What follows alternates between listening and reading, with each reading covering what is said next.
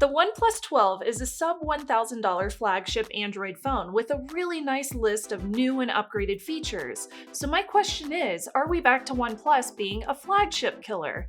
Well, it certainly has me interested. So the price increased over the OnePlus 11 series. We're up to $799 for 256 gigs and 12 gigs of RAM, or $899 for 512 gigs of storage and 16 gigs of RAM. The colorways are silky black or flowy emerald, and I love this emerald color in person. It is very stunning in person with this frosted glass back. It feels really matte and not so slippery in hand, so whenever you're holding it, I don't feel like it's going to fall out of my hand unintentionally. It feels really good. I like it a lot. In general, I would say that this is very comfortable to hold at its size and weight, which you can see here on screen. I love that we have that classic OnePlus toggle slider on the left side right here, and on the other side we have the power and the volume buttons together again. It looks so nice. And I also love that the USB port is, I looked up the specs, and it's 3.2 Gen 1.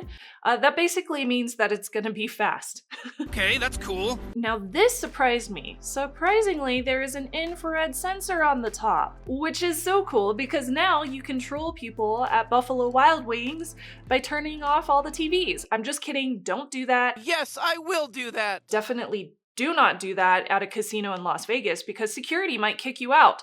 Ask me how I know. Now this phone is IP64, which means that it will be fine if it's splashed with some water, but it cannot be submerged. I noticed that the screen actually works really well whenever it's wet, so it doesn't get all like haunted like a normal phone would.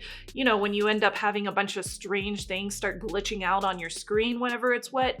That doesn't happen on this one if it's just splashed a little bit, so it's not really a problem on the OnePlus 12. Now before we delve into the screen more, help me trigger YouTube's algorithm by hitting the subscribe button down below if you are logged in on YouTube. That tells YouTube that y'all are interested in my content and you do not want to miss my next OnePlus review on the OnePlus 12R. I'm so excited about it. Speaking of the screen, it is really curved, which honestly I think is fine. If I'm not using a stylus with the phone, I think it looks really nice. And it is Gorilla Glass Victus 2. As you can see here, it is really beautiful visually. It is pretty reflective, so it's not going to be like the Samsung Galaxy S24 Ultra, which is not very reflective at all. The screen on this though can hit 4500 nits peak HDR brightness with a high brightness mode at 1600. And at 6.82 inches, it's a really great size. It has that 1 to 120 hertz refresh rate, which looks wonderful whenever you're scrolling through things. I think the screen looks beautiful for my new favorite mobile game, which is Genshin Impact. That's your fault, viewers. I'm obsessed. It's all I do after work is play Genshin Impact. Now, speaking of playing games, the stereo speakers sound pretty average compared to other phones. There's one on the bottom as well as one right there at the top pointing towards you, but the processing power on the OnePlus 12 is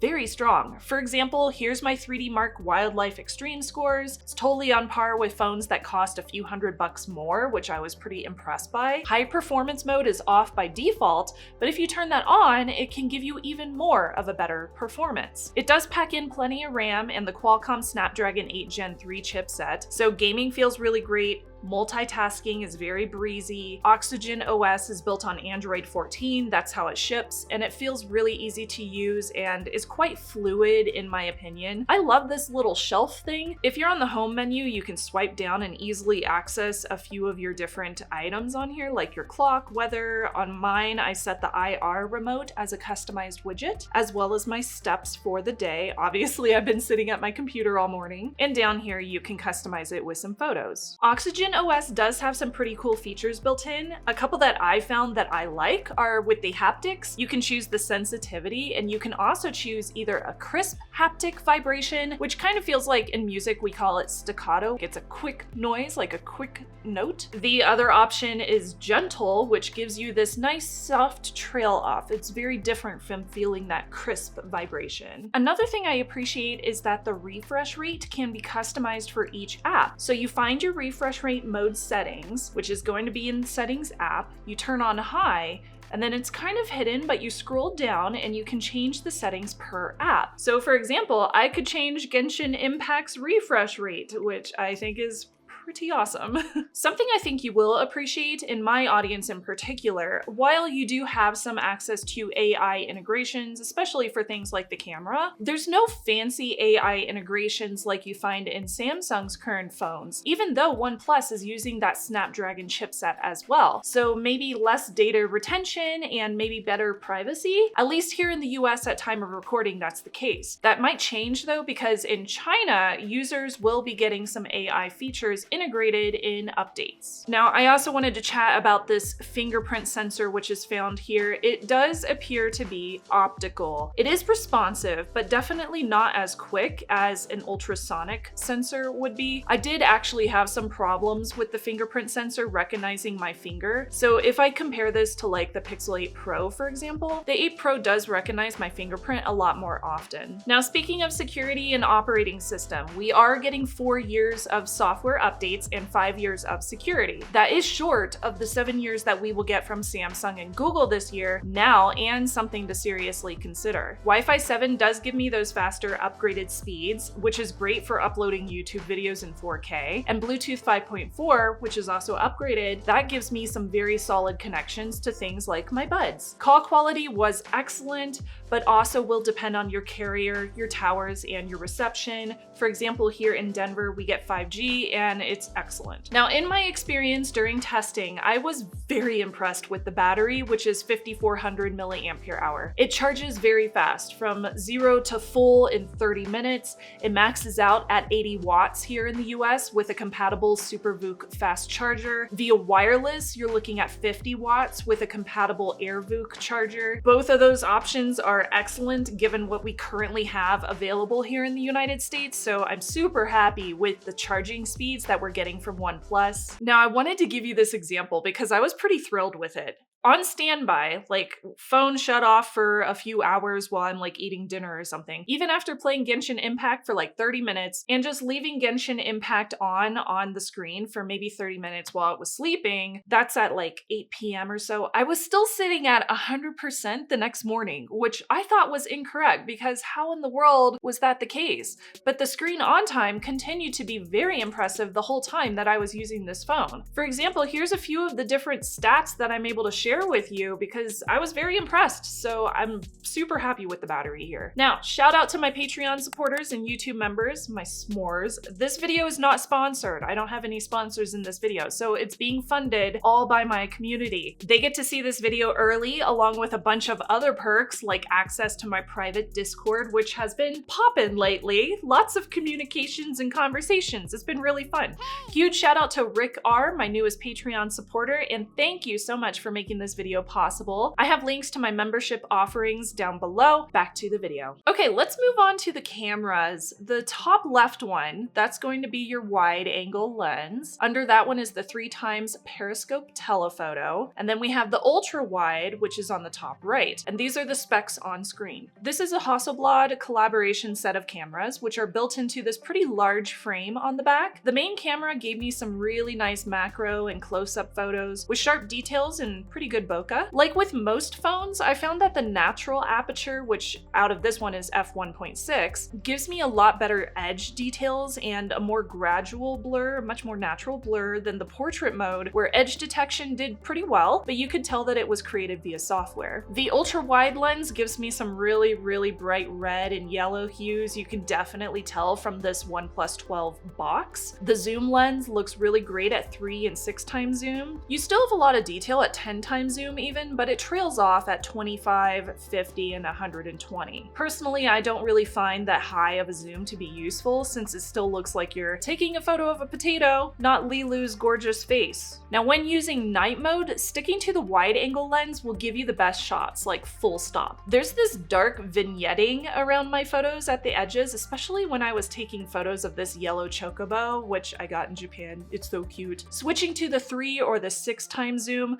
loses a lot of detail, and even still, subjects end up pretty blurry. Shots in the sunlight and on overcast days were really great for the most part. The shutter speed was fast enough to get some clear shots of my dog Suki, though that wasn't the case all the time. So it's a little bit hit or miss. When it hits though, the photos look really beautiful and nice and crisp and very detailed. Similarly, the front-facing camera also made warmer colors pop, so my skin tone looks a little bit warmer than normal, but I am satisfied with the clarity of the details and the depth of field, even though it is a fixed focus lens. In darker settings, you can turn on a screen fill light for selfies, which I generally don't like to use a flash, so I disabled this. And I can certainly see that the subjects of the photos are there, but there's a lot of detail loss. Recording a video at 4K 30 FPS gave me some pretty decent audio and stabilization, but take a look and let me know what you think as well. Recording in 4K 30 FPS.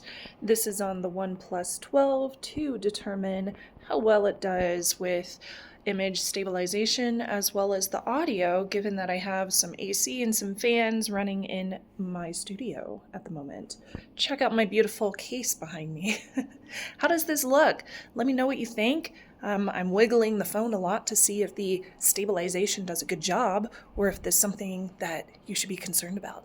Overall, all of the photos that I took on the OnePlus 12 had more saturated colors than on my Pixel 8 Pro, and it did a good job with clarity, though I think that the night mode and the shutter speed could both be better. So we've got this high performance processor, a long-lasting battery at an awesome price point, but it is not as water resistant as other phones, the cameras are acceptable, and the screen is curved, which I know a lot of people do not like. But I feel like those cons are pretty minimal overall whenever you're considering that this phone costs $800 to $900 MSRP before any deals or trade-ins. But what do you think? Is OnePlus back to becoming the flagship killer, given that this is still several $100s cheaper than other flagships on the market right now? Comment down below. I'm really curious to hear what you think. I got a Patreon question of the week from Stephen P over on my Patreon page.